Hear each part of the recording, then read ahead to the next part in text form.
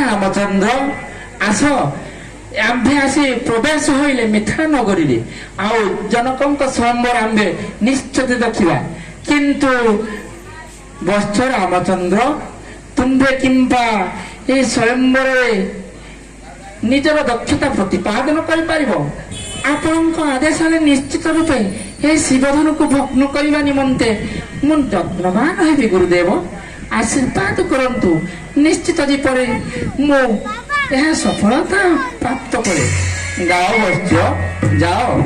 ଏହି ଶିବଧନୁ ଉପରେ ତୁମର ହସ୍ତ ରଖି ଥରେ ଚେଷ୍ଟା କରି ଦେଖ ଆପଣଙ୍କ ଶ୍ରୀରାଜ୍ୟ ମମ